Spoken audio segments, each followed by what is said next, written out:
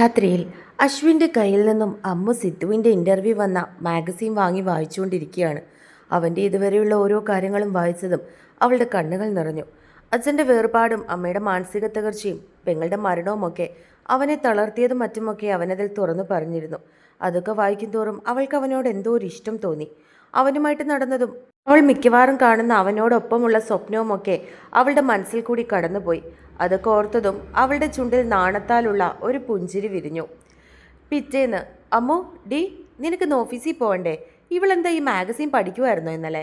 അവളുടെ മമ്മി അവളുടെ കയ്യിലൊന്ന് തട്ടിക്കൊണ്ട് അവളെ വിളിച്ചു. എന്താ മമ്മി, 5 മിനിറ്റ്, ഇപ്പം എഴുന്നേക്കാം. മണി 7:30 അമ്മു. സോനമോൾ ഇപ്പം വരും, നീ ഇവിടെ കിടന്ന് ഉറങ്ങിക്കോ, അവർ കപടദേഷ്യത്തോടെ പറഞ്ഞു. അത് കേട്ടതും അവൾ കട്ടിലിൽ നിന്നും ചാടി എഴുന്നേറ്റു. നീ ഇന്ന് ഓഫീസിൽ പോകുന്നില്ലേ? പോന്നു പോന്നു, അവൾ പറഞ്ഞുകൊണ്ട് എഴുന്നേറ്റു. പിന്നെ നീ ഇന്ന് പോയിട്ട് വരുമ്പോൾ നാളത്തേക്ക് ലീവ് ചോദിച്ചിട്ട് വാ കേട്ടോ. അതെന്തിനാ മമ്മി, നാളെ എന്താ? അവൾ സംശയത്തോടെ ചോദിച്ചു. നാളെ നമ്മുടെ ആശ്വിൻ വരുന്നുണ്ടടി, അവന് നിന്നെ ഒന്ന് കാണണോന്ന്. അങ്ങോട്ട് വന്ന അശ്വിൻ തല തുവർത്തിക്കൊണ്ട് ചിരിച്ചിട്ട് പറഞ്ഞു. ചേട്ടൻ വരുന്നത് ചേട്ടായിയെ കാണാനല്ലേ? ചേട്ടായിയുടെ ഫ്രണ്ടല്ലേ, അതിന് ഞാനെന്തിനാ ലീവ് എടുക്കുന്നത്? എടി പെണ്ണെ, അവൻ നിന്നെ കാണാൻ വരുവാ, അവൻ്റെ ഫാമിലിയുണ്ട്. അശ്വിൻ വീണ്ടും ചിരിച്ചു. ഈ ചേട്ടായിക്ക് എന്താ, അവരെന്തിനാ വരുന്നത്, അതും എന്നെ കാണാൻ? അവൾ വീണ്ടും സംശയത്തോടെ ചോദിച്ചു. ഇങ്ങനെ ഒരു ബുദ്ധിവസ്, എടി അവർ വരുന്നത് നിന്നെ പെണ്ണ് കാണാനാ, അവൻ ചിരിച്ചുകൊണ്ട് പറഞ്ഞു. അത് കേട്ടതും അവൾ ഞെട്ടി. എന്താ? അവൾ ഞെട്ടലോട് ചോദിച്ചു. കണ്ടോ അമ്മേ, കല്യാണക്കാര്യം പറഞ്ഞപ്പോൾ അവൾക്ക് പരവേശം. എടി അവന് നിന്നെ ഇഷ്ടമാണെന്ന്, നിന്നെ വിവാഹം ചെയ്യാൻ അവന് താല്പര്യമുണ്ടെന്ന് എന്നോട് ഇന്നലെ രാത്രി മെസ്സേജ് അയച്ച് ചോദിച്ചു. എന്നോട് പണ്ടൊരു തവണ അവൻ പറഞ്ഞതാ. അപ്പം ഞാൻ പിന്നെ ആലോചിക്കാം, നീ പഠിക്കുവാണെന്ന് പറഞ്ഞു. പിന്നെ ഇന്നലെയാ അവൻ എനിക്ക് ഈ കാര്യം പറഞ്ഞ് മെസ്സേജ് അയക്കുന്നത്. അവന് നല്ല ജോബൊക്കെ ഉണ്ടടി, ഇൻഫോസിസിലാണ്. നാളെ അവൻ എന്തോ ലീവാണ്, അതുകൊണ്ട് നാളെ വന്നോട്ടേ എന്ന് ചോദിച്ചു. ഞാൻ പറഞ്ഞു വന്നോളാൻ. നീ എന്തായാലും സിദ്ധു സാറിനോട് ലീവ് പറഞ്ഞിട്ട് വാ. ഈ ഒരു കാര്യം പറഞ്ഞാൽ സാർ ലീവ് തരുമായിരിക്കും. സാറ് പാവമല്ലേ? അശ്വിൻ ചിരിച്ചുകൊണ്ട് പറഞ്ഞു. അവൾക്കാണെങ്കിൽ എന്ത് പറയണം എന്ത് ചെയ്യണം എന്ന് പോലും മനസ്സിലായില്ല. എന്തൊക്കെയോ മനസ്സിനൊരു ഭാരം പോലെ അവൾക്ക് തോന്നി. നീ ലീവ് ചോദിക്കുവോ അതോ ഞാൻ വിളിച്ച് ചോദിക്കണോ? അവൻ വീണ്ടും ചോദിച്ചു. വേണ്ട, ഞാൻ ലീവ് ചോദിക്കാം, അവൾ പറഞ്ഞതും അവൻ ചിരിച്ചു. അവൾ തിരികെ അവനെ നോക്കി ഒന്ന് പുഞ്ചിരിച്ചുകൊണ്ട് ഡ്രസ്സുമായി ബാത്റൂമിലേക്ക് കയറി. അവൾക്കെന്താ മമ്മി, ഒരു താല്പര്യക്കുറവ് പോലെ? അവൻ സംശയത്താൽ ചോദിച്ചു. അത് ചിലപ്പോൾ പെട്ടെന്ന് കേട്ടതുകൊണ്ടായിരിക്കൂടാ, വേറെന്താ? അവർ പറഞ്ഞതും അവനും ചിരിച്ചു. ഇപ്പൊ ജസ്റ്റ് ഉറപ്പിച്ചു വെച്ചിട്ട് 2 വർഷം കഴിഞ്ഞ് നടത്തിയാൽ മതിയെന്ന് അവൻ പറഞ്ഞതുകൊണ്ടാ ഞാനും സമ്മതിച്ചത്. എനിക്ക് ശരിക്കും ഇപ്പൊ അവളെ വിവാഹം കഴിപ്പിക്കാനൊന്നും താല്പര്യമില്ല. അതൊന്നും സാരമില്ലടാ, അവൾക്കിപ്പോൾ നല്ലൊരു ജോലി ഉണ്ടല്ലോ, പിന്നെ 2 വർഷം സമയമുണ്ട്. അപ്പോഴേക്കും അവൾക്ക് 23 വയസ്സാവില്ലേ? അവർ പറഞ്ഞതും അവൻ തലയാട്ടി. ബാത്റൂമിൽ നിന്നും അത് കേട്ടതും അവളുടെ കണ്ണുകൾ നിറഞ്ഞു. ഒന്നും പറയാൻ പറ്റാത്തൊരവസ്ഥയിലായിരുന്നു അവൾ. അപ്പോഴെല്ലാം അവളുടെ മനസ്സിൽ സിദ്ധുവിന്റെ മുഖമാണ് തെളിഞ്ഞു വന്നത്. അവൻ അറിഞ്ഞാൽ എങ്ങനെ പ്രതികരിക്കുമെന്നായിരുന്നു അവളുടെ മനസ്സിൽ. പലതവണ തന്നെ ഇഷ്ടമാണെന്ന് പറഞ്ഞിട്ടുണ്ട്. അപ്പോഴൊക്കെ താൻ അവൻ്റേതാണെന്നുള്ള രീതിയിലായിരുന്നു അവൻ്റെ സംസാരവും പെരുമാറ്റവും ഒക്കെ. അപ്പോൾ ഇതൊക്കെ അറിയുമ്പോൾ എങ്ങനെയായിരിക്കും പ്രതികരിക്കുന്നതെന്ന് അറിയില്ല. അവളെല്ലാം ആലോചിച്ച് എങ്ങനെയോ കുളിച്ചിട്ടിറങ്ങി. അവൾ ഒരുങ്ങിക്കൊണ്ട് നിന്നപ്പോഴാണ് സോന അങ്ങോട്ടേക്ക് കയറി വന്നത്. അമ്മൂട്ടാ, ഒരുങ്ങിയില്ലേ ഇതുവരെ? സോന ചോദിച്ചുകൊണ്ട് അകത്തേക്ക് കയറി. അവൾ സന്തോഷത്തോടെ അവളെ വിളിച്ചിട്ടും അമ്മു തിരിച്ച് ഒന്നും പറയാതെ തല ചീവുന്നത് കണ്ട് സോനയ്ക്ക് എന്തോ ഒരു പന്തികേട് തോന്നി. അവൾ ബലമായി അമ്മുവിനെ അവളുടെ നേരെ തിരിച്ചു നിർത്തി. അമ്മു, എന്താടാ, എന്താ കണ്ണുകളൊക്കെ നിറഞ്ഞു നിൽക്കുന്നേ? അവൾ അമ്മുവിന്റെ മുഖം ബലമായി പിടിച്ച് അവളുടെ നേരെ ആക്കിക്കൊണ്ട് ചോദിച്ചു. അമ്മു രാവിലെ അശ്വിൻ പറഞ്ഞ കാര്യങ്ങളൊക്കെ അവളോട് പറഞ്ഞു. അതിന് നീ എന്തിനു വിഷമിക്കുന്നേ? അവര് വെറുതെ പെണ്ണ് കാണാൻ വരുമല്ലേ, ഉറപ്പിക്കാനൊന്നും വരുമല്ലോ. വന്ന് കണ്ടിട്ട് പോട്ടെ, എന്നിട്ട് പതിയെ നീ ചേട്ടായിയോട് പറഞ്ഞാൽ മതി നിനക്ക് ഈ വിവാഹത്തിന് താല്പര്യമില്ലെന്ന്. അവൾ അമ്മുവിനെ ആശ്വസിപ്പിച്ചു. ഇപ്പൊ ഇതൊന്നും നീ ചിന്തിക്കണ്ട, വന്നേ നമുക്ക് പോകാം ഓഫീസിലേക്ക്. അവൾ പറഞ്ഞതും അമ്മു തലയാട്ടി.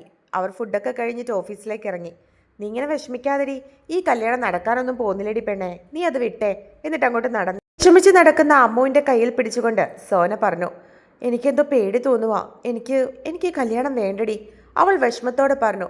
എടി, ഒരു പെണ്ണ് കാണലല്ലേ, ആ ചേട്ടൻ വന്ന് നിന്നെ കണ്ടിട്ട് പോട്ടെ, പിന്നെയല്ലേ എൻഗേജ്മെൻറ്റും കല്യാണമൊക്കെ. നമുക്ക് അപ്പോഴത്തേക്ക് എന്തെങ്കിലും ചെയ്യാം, നീ ഒന്ന് സമാധാനപ്പെടുപെണ്ണേ. സോന വീണ്ടും അവളെ സമാധാനിപ്പിച്ചു. എന്നാലും അമ്മ വീണ്ടും വിഷമത്തോടെ ചുണ്ടുകൾ ചുളുക്കി. ഒരെന്നാലും ഇല്ല, നീ ഇങ്ങോട്ട് വന്നേ, ഇപ്പം തന്നെ ഒരുപാട് ലേറ്റായി. ഇന്ന് ആ തരുൺ സാർ എന്നെ എടുത്ത് വറക്കും. സോന ചിരിച്ചുകൊണ്ട് പറഞ്ഞതും അവളുടെ സംസാരം കേട്ട് അമ്മുവും ചിരിച്ചു. അവർ ഓഫീസിലേക്ക് എത്തി. അമ്മു ക്യാബിനിൽ ചെന്നപ്പോഴേക്കും സിദ്ധു അവിടെ ഉണ്ടായിരുന്നു.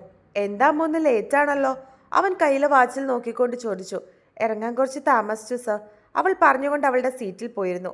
അവൻ അവളുടെ മുഖത്തേക്ക് നോക്കി. അവളാണെങ്കിൽ അവൻ്റെ മുഖത്തേക്ക് നോക്കിയതേ ഇല്ലായിരുന്നു. അവൻ അവളുടെ രീതികൾ കണ്ട് എന്തോ പന്തികേട് തോന്നി തുടങ്ങി. ചിലപ്പോൾ ഇന്നലത്തെ കാര്യങ്ങൾ വെച്ചിട്ടായിരിക്കും അവൾ അവന് മുഖം തരാത്തതെന്ന് അവന് തോന്നി.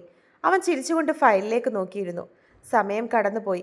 അവൻ്റെ കണ്ണുകൾ അനുസരണയില്ലാതെ അവളെ തേടിപ്പോയിക്കൊണ്ടിരുന്നു. എന്നാൽ അവൾ അതൊന്നും മൈൻഡ് ചെയ്യാതെ മറ്റേതോ ലോകത്തെന്ന പോലെ ലാപ്പിൽ നോക്കി എന്തൊക്കെയോ ചെയ്യുകയായിരുന്നു. അവൾ അവനെ മൈൻഡ് ചെയ്യാഞ്ഞതും അവൻ എഴുന്നേറ്റ് അവളുടെ അടുത്തേക്ക് നടന്നു. അമ്മോ! അവൻ ഒരു കൈ അവളുടെ കസേരയിലും മറുകൈ അവളുടെ ടേബിളിലും ഊന്നി അവളുടെ നേരെ മുഖം വെച്ചുകൊണ്ട് വിളിച്ചു. അത് കേട്ടതും മറ്റേതോ ലോകത്തിലായിരുന്ന അവൾ ഞെട്ടി അവനെ നോക്കി. എന്താ രാവിലെ മുതലൊരു വല്ലാതെ? എന്തെങ്കിലും വിഷമമുണ്ടോ? അവൻ സംശയത്തോട് ചോദിച്ചു. ഒന്നുമില്ല സർ. അത് വെറുതെ. പറയ്, എന്താ കാര്യം? നീ എന്നോട് കള്ളമൊന്നും പറയണ്ട. നിന്റെ മുഖം കണ്ടാൽ എനിക്കറിയാം. നീ എൻ്റെ മുഖത്തേക്കൊന്ന് നോക്കിയതേയില്ല. ഇന്നലത്തെ കാര്യം വെച്ചിട്ടുള്ള ചമ്മലാണെങ്കിൽ അത് വേണ്ടമ്മോ. എനിക്കത് ഇഷ്ടമല്ല. കാരണം നമുക്കിടയിൽ ഇന്നലെ എന്ത് നടന്നോ അത് നീ എൻ്റേതാണെന്നുള്ള പൂർണ്ണ അവകാശത്തിലും സ്വാതന്ത്ര്യത്തിലുമാണ്. അതുകൊണ്ട് അതിനെപ്പറ്റി ചിന്തിച്ച് നീ എൻ്റെ മുൻപിൽ നാണിക്കരുത്. അവൻ പറഞ്ഞതും അവൾ കണ്ണുകൾ ഉയർത്തി അവനെ നോക്കി. എന്താ, അതാണോ കാര്യം? അവൾ നോക്കുന്നത് കണ്ട് അവൻ വീണ്ടും ചോദിച്ചു. അത് ഒന്നുമില്ല, തോന്നുന്നതാ. ഇന്നലെ മുതലൊരു ചെറിയ തലവേദന, അതുകൊണ്ടാ, വേറൊന്നുമില്ല. അവൾ എങ്ങനെയോ പറഞ്ഞു. അതെന്തു പറ്റി? നിനക്ക് വയ്യേ? ഹോസ്പിറ്റലിൽ മറ്റോ പോണോ? അവൻ ആവലാതിയോടെ ചോദിച്ചു. വേണ്ട, ഇപ്പോൾ കുഴപ്പമില്ല, അവൾ വീണ്ടും പറഞ്ഞു. അപ്പോഴേക്കും അവനൊരു കോള് വന്നിരുന്നു. അവൻ അതുമായി അവൻ്റെ ചെയറിലേക്ക് പോയിരുന്നു. അവൻ അവിടെ ഇരിക്കുന്നുണ്ടെങ്കിലും അവൻ്റെ കണ്ണുകൾ അവളുടെ മുഖത്ത് തന്നെയായിരുന്നു. അതവൾക്ക് മനസ്സിലായെങ്കിലും അവൾ അത് കാണാത്തതുപോലെ ഇരുന്നു. എങ്ങനെയെങ്കിലും നാളത്തേക്ക് അവനോട് ലീവ് ചോദിക്കണമെന്ന് അവൾ മനസ്സിൽ വിചാരിച്ചു. അതുകൊണ്ട് തന്നെ ലീവ് ചോദിക്കാൻ വേണ്ടി അവൾ അവൻ്റെ അടുത്തേക്ക് ചെന്നു. അവൾ അവൻ്റെ അടുത്തേക്ക് വരുന്നത് അവൻ കണ്ടിരുന്നു. അവളെന്തോ തന്നോട് പറയാൻ വരികയാണെന്ന് അവന് മനസ്സിലായി. അവൻ ഫോൺ വെച്ചിട്ട് അവളുടെ മുഖത്തേക്ക് നോക്കി. എന്താ അമ്മോ, തലവേദന നിനക്ക് കുറവില്ലേ? ഹോസ്പിറ്റലിൽ പോണോ? അവൻ സംശയത്തോടെ വീണ്ടും അവളോട് ചോദിച്ചു. ആഹാ, അതൊന്നുമല്ല. എനിക്ക് വേറെ ഒരു കാര്യം. എന്താടി, നീ കാര്യം പറയ്. അവൻ വീണ്ടും പറഞ്ഞു. അത് പിന്നെ സർ, എനിക്ക് ലീവ് വേണമായിരുന്നു നാളത്തേക്ക്. അതെന്താ ഇപ്പോൾ പെട്ടെന്ന്? അത് പിന്നെ അച്ഛന് സുഖമില്ല. നാളെ അച്ഛൻ്റെ കൂടെ ഒന്ന് ഹോസ്പിറ്റലിൽ പോകണം. അവൾ പെട്ടെന്ന് പറഞ്ഞു. അത്രേ ഉള്ളോ? അതിനെന്താ, നീ ലീവ് എടുത്തോ. അതിരിക്കട്ടെ, അച്ഛന് എന്തു പറ്റി? അത് ഒരു കാലുവേദന, അതൊന്ന് കാണിക്കാൻ. ഓ, പൈസ എന്തെങ്കിലും വേണോ? വേണ്ട സർ, അവൾ പറഞ്ഞു. ശരി, നാളെ ലീവ് എടുത്തോ. അവൻ ചിരിച്ചുകൊണ്ട് പറഞ്ഞതും അവൾ പുഞ്ചിരിയോടെ അവളുടെ സീറ്റിൽ പോയിരുന്നു. അവൻ ഫോൺ എടുത്ത് ആർക്കോ മെസ്സേജ് അയച്ചു. സോനയ്ക്ക് എന്തൊക്കെയോ വർക്കിലുള്ള സംശയങ്ങൾ പറഞ്ഞു കൊടുക്കുകയായിരുന്നു തരുൺ. പെട്ടെന്ന് അവൻ്റെ ഫോണിൽ മെസ്സേജ് വന്നതും അവൻ അത്രയും നോക്കാൻ പറഞ്ഞിട്ട് ഫോൺ എടുത്ത് നോക്കി. സോന, അവൻ വിളിച്ചതും അവൾ എന്താണെന്നുള്ള അർത്ഥത്തിൽ അവനെ നോക്കി. നാളെ ആത്മീയ ലീവാണല്ലേ? അവൻ സംശയത്തോട് ചോദിച്ചു. അതെ സർ, നാളെ അവളെ പെണ്ണ് കാണാൻ ഒരു കൂട്ടർ വരുന്നുണ്ട്. അതുകൊണ്ട് നാളെ അവളെ ലീവാണ്. ഞാനും. അവൾ ചിരിച്ചുകൊണ്ട് പറഞ്ഞു. പെണ്ണ് കാണാനോ? അവൻ വീണ്ടും ചോദിച്ചു. അതേന്നേ, അവളുടെ ചേട്ടായുടെ ഒരു ഫ്രണ്ടാണ്. ചേട്ടനവളെ ഇഷ്ടമാണെന്ന് പോലും. ആ ചേട്ടൻ നാളെ വീട്ടുകാരുമായിട്ട് അവളുടെ വീട്ടിലേക്ക് വരുന്നുണ്ട് അവളെ പെണ്ണ് കാണാൻ. അതിന് ലീവ് എടുക്കണമെന്ന് അവൾ രാവിലെ എന്നോട് പറഞ്ഞിരുന്നു. സോന വീണ്ടും ചിരിയോടെ പറഞ്ഞു. അത് കേട്ടതും തരുൺ അവൾ പറഞ്ഞതുപോലെ തന്നെ സിദ്ധുവിന് മെസ്സേജ് അയച്ചു. ആ മെസ്സേജ് വായിച്ചതും സിദ്ധുവിൻ്റെ മുഖം ദേഷ്യം കൊണ്ട് ചുവന്നു. അവൻ്റെ ഞരമ്പുകൾ വലിഞ്ഞു മുറുകി. അവൻ ദേഷ്യത്തോടെ അമ്മുവിനെ നോക്കി. അവൾ ഇതൊന്നും അറിയാതെ ലാപ്പിൽ വർക്ക് ചെയ്യുകയായിരുന്നു. അവൻ തൻ്റെ മുഷ്ടി ചുരുട്ടിക്കൊണ്ട് കസേരയിൽ നിന്നും എഴുന്നേറ്റ് ദേഷ്യത്തോടെ അവളുടെ അടുത്തേക്ക് നടന്നു. അവളാണെങ്കിൽ ഇതൊന്നും അറിയാതെ ലാപ്പിൽ നോക്കി ഇരിക്കുകയായിരുന്നു. അവൻ അവളുടെ അടുത്തേക്ക് ചെന്നു. അവൾ തല ഉയർത്തി അവനെ നോക്കിയതും അവൻ അവളുടെ കൈത്തണ്ടയിൽ പിടിച്ച് ബലമായി എഴുന്നേൽപ്പിച്ചു. അവൻ്റെ പെട്ടെന്നുള്ള പ്രവൃത്തിയിൽ അവൾ ഞെട്ടിപ്പോയി. സർ, എന്താ? അവൾ സംശയത്തോട് ചോദിച്ചു. നിന്റെ അപ്പനെയും കൊണ്ട് നീ നാളെ എവിടെ പോവാണെന്നാ പറഞ്ഞത്? അവൻ ദേഷ്യത്തോടെ അവളെ അവൻ്റെ അടുത്തേക്ക് അടുപ്പിച്ചു. അത് പിന്നെ പപ്പയ്ക്കൊരു കാലുവേദന. ചി, നിർത്തടി പുല്ലേ. നിന്റെ പപ്പയ്ക്ക് ഒരു മാങ്ങാത്തൊലി ഇല്ലെന്ന് ഞാൻ അറിഞ്ഞടി. നീ എന്താ കരുതിയത്? എന്നോട് കള്ളവും പറഞ്ഞ് ലീവും വാങ്ങിപ്പോയിട്ട് അവനെയും കെട്ടി അവൻ്റെ കൊച്ചിനെയും വയറ്റിലാക്കി സുഖമായിട്ടങ്ങ് ജീവിക്കാന്നോ? ആണോടി? അതായിരുന്നു നിന്റെ മനസ്സിൽ അല്ലേ? അവൻ ദേഷ്യത്തോടെ അവളെ ഭിത്തിയിൽ ചേർത്ത് നിർത്തിക്കൊണ്ട് ചോദിച്ചു. അവൾ കണ്ണുകൾ നിറച്ചുകൊണ്ട് അവനെ നോക്കി. അവൻ്റെ കണ്ണുകളും നിറഞ്ഞിരിക്കുന്നു.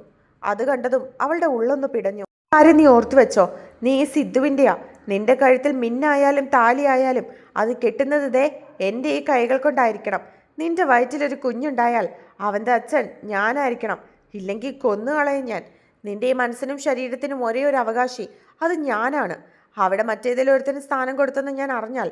അവൻ കൈ ചൂണ്ടി ദേഷ്യത്തോടെ പറഞ്ഞു. ഞാനല്ല, എനിക്കൊന്നും അറിയില്ല അഭിയേട്ടാ. അവൾ കരഞ്ഞുകൊണ്ട് പറഞ്ഞതും അവളെ ഇറുക്കി പിടിച്ചു. അവളും കരഞ്ഞുകൊണ്ട് അവനെ ചേർത്ത് പിടിച്ചു. എനിക്ക് പറ്റില്ല, നീ ഇല്ലാതെ ഈ സിദ്ധുവിന് പറ്റില്ല അമ്മോ. മറ്റൊരുത്തൻ നിന്നെ കാണാൻ വരുന്നത് പോലും എനിക്ക് ഇഷ്ടമല്ലടി. നിന്നെ ഞാനല്ലാതെ ആരും കാണണ്ട. എനിക്ക് ആരും ഇല്ലടി.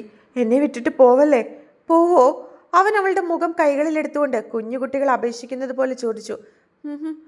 പോയില്ല. അവൾ യാന്ത്രികമായി പറഞ്ഞതും അവൻ അവളുടെ മുഖം കുറച്ച് ചരിച്ചുകൊണ്ട് അവളുടെ ചുണ്ടിലേക്ക് ചുണ്ടുകൾ ചേർത്തു. അവളുടെ കണ്ണുകൾ മിഴിഞ്ഞു വന്നു. കൈകൾ അവൻ്റെ ഷർട്ടിൽ പിടിമുറുക്കി. അവൻ കണ്ണുകൾ തുറന്ന് അവളെ നോക്കി. ശ്വാസമെടുക്കാൻ കഷ്ടപ്പെടുകയായിരുന്നു അവൾ. ഉമിനീരിനാൽ ചുണ്ടും മറ്റും കുതിർന്നിട്ടുണ്ട്. കണ്ണുകൾ നിറഞ്ഞ് കണ്ണുനീർത്തുള്ളികൾ ഒഴുകുന്നുണ്ട്. എസിയുടെ തണുപ്പിലും അവൾ വിയർക്കുന്നുണ്ട്. അമ്മോ, കണ്ണു തുറക്ക്.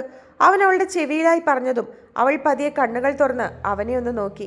നീ നീ എന്നെ വിട്ടു പോവോ? അവൻ അവളുടെ നേരെ മുഖം അടുപ്പിച്ചുകൊണ്ട് ചോദിച്ചു. അവൾ ഇല്ലെന്ന് ചുമലനക്കി. എന്തിനാ എന്നോട് കള്ളം പറഞ്ഞത്? അതെന്നോട് ദേഷ്യപ്പെടുമെന്ന് കരുതിയിട്ടാ.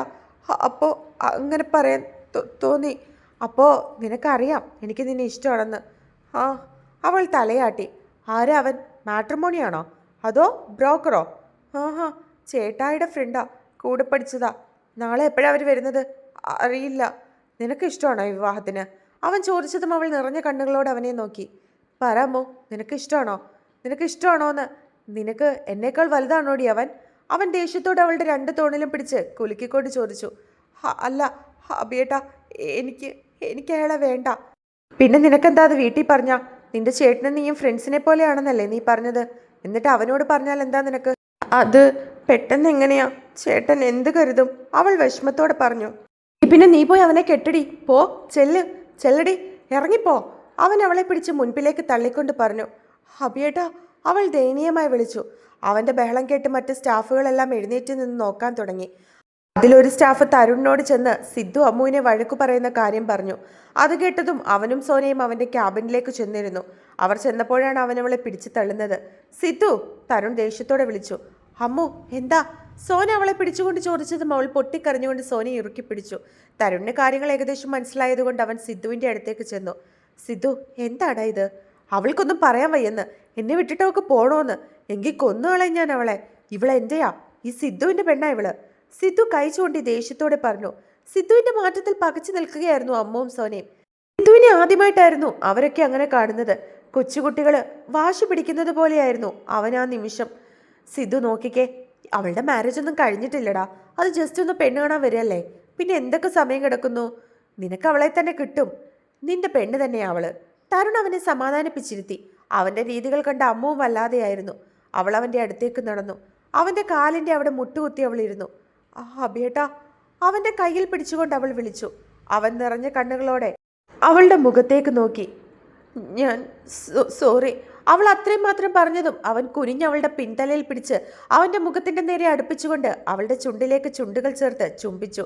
രണ്ടുപേരുടെയും കണ്ണുകൾ നിറഞ്ഞു. സോന അന്തം വിട്ടുകൊണ്ട് അത് നോക്കി. തരുൺ ചിരിച്ചുകൊണ്ട് സോനയുടെ അടുത്തേക്ക് നടന്നു. വായും തുറന്ന് അവരുടെ കിസ് നോക്കി നിൽക്കുന്ന അവളെ കണ്ട് അവന് ചിരി വന്നു. അവനവളുടെ തലയിലൊന്ന് കൊട്ടി. എന്താടി, വേണോ? തരുൺ കുസൃതി ചിരിയോടെ ചോദിച്ചു. എന്ത് ഇത്? അവൻ മീശ പിരിച്ചുകൊണ്ട് പുരികം പൊക്കി കാണിച്ചു. അയ്യേ, എനിക്ക് വേണ്ട. അല്ല, ഇതൊക്കെ എപ്പോ? അതെന്റെ അമ്മ തന്നെയാണോ? അവൾ സംശയത്തോടെ ചോദിച്ചു. അത് നിന്റെ അമ്മ തന്നെയാ. നീ വാ, അവര് സംസാരിക്കട്ടെ. ഇതാണോ സംസാരം? എങ്ങനെയാ സംസാരിക്കുന്നേ? അവൾ സംശയത്തോടെ വീണ്ടും ചോദിച്ചു. ഇതും ഒരു തരം കമ്മ്യൂണിക്കേഷനാ. അവർക്ക് രണ്ടുപേർക്കും അറിയാം അവരെന്താ പരസ്പരം പറയുന്നതെന്ന്. നീ ഇങ്ങോട്ട് വാ. തരുൺ അവളുടെ കയ്യിൽ പിടിച്ച് വലിച്ചുകൊണ്ട് പറഞ്ഞു. അവൾ തിരിഞ്ഞു നോക്കി അവന്റെ ഒപ്പം തന്നെ നടന്നു. അപ്പോഴും സിദ്ധു അവന്റെ അമ്മുവിനെ വിടാതെ ചുംബിക്കുകയായിരുന്നു.